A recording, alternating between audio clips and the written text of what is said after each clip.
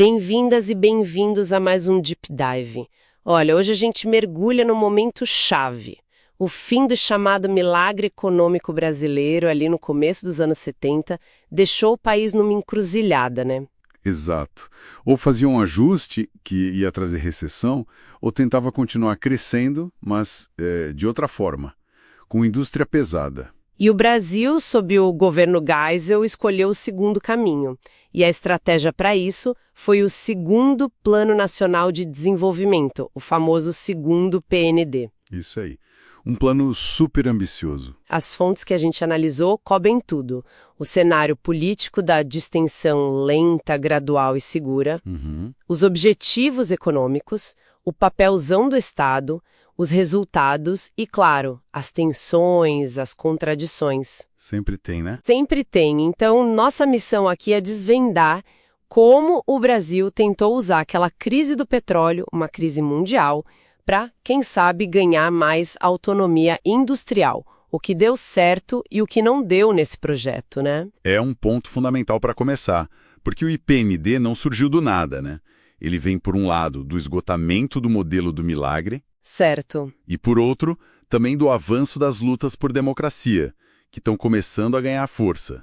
Isso abriu uma janela, assim, uma brecha. Uma oportunidade. É, uma janela meio frágil, na verdade, para essa estratégia mais nacionalista, que era muito ligada ao projeto de poder dos irmãos Geisel dentro do próprio regime militar. Entendi. Então, quer dizer, tinha um projeto duplo rolando.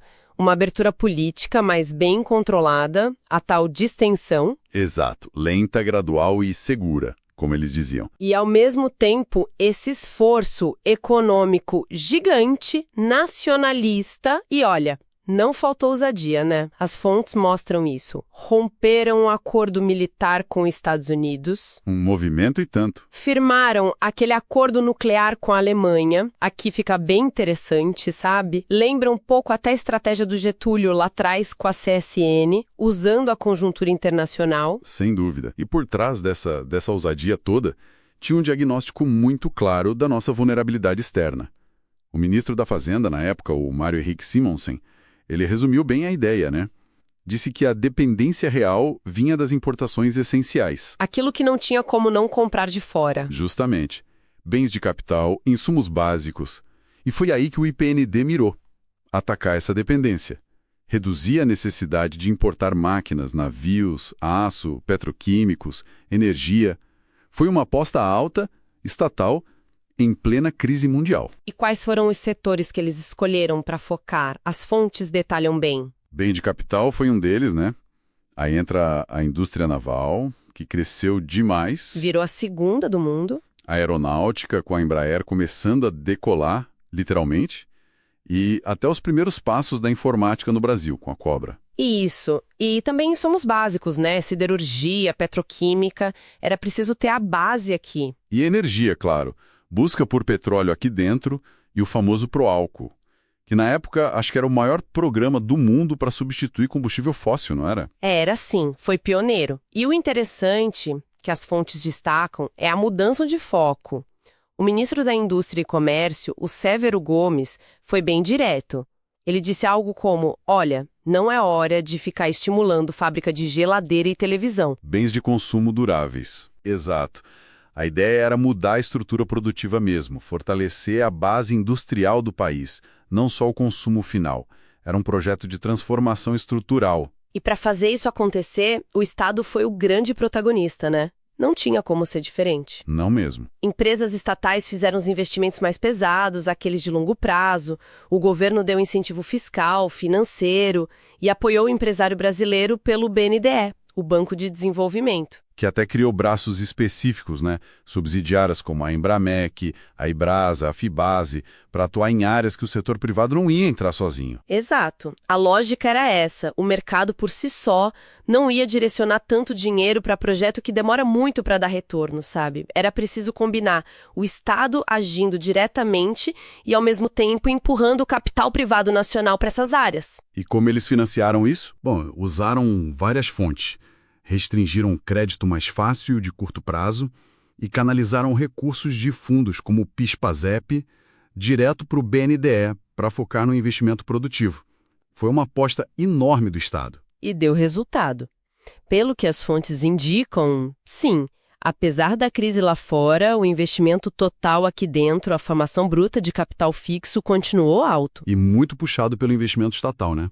A participação do Estado no investimento total pulou de uns 15% para quase 21%. Impressionante. E o PIB?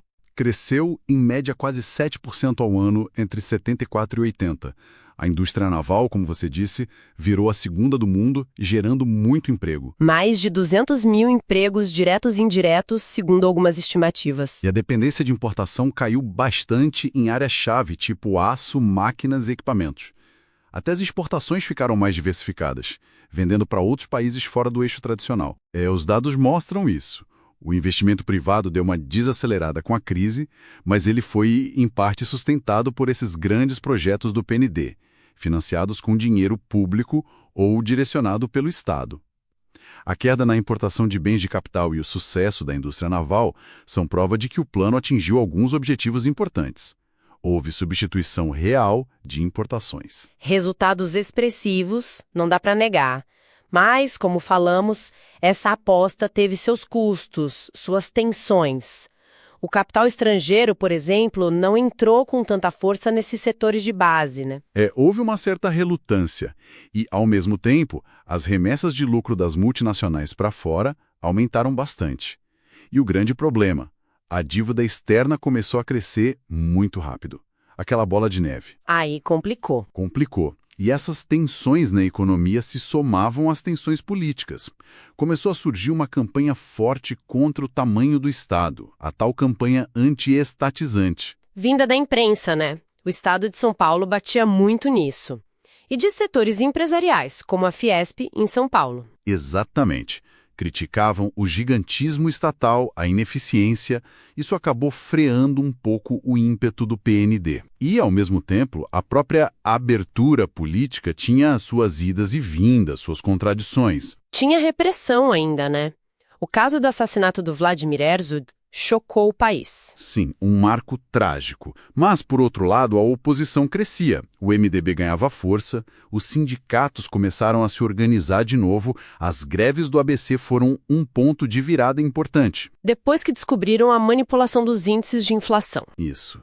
Até setores empresariais descontentes começaram a se manifestar, e mesmo com a sucessão do Figueiredo ainda sendo controlada pelos militares, houve conquistas importantes, como o fim do AI-5, que era o símbolo maior da repressão. Era um cenário bem complexo. Então, resumindo a ópera, o segundo PND foi essa resposta brasileira, ambiciosa, muito focada no Estado, para tentar atravessar a crise e, de quebra, ganhar mais autonomia industrial.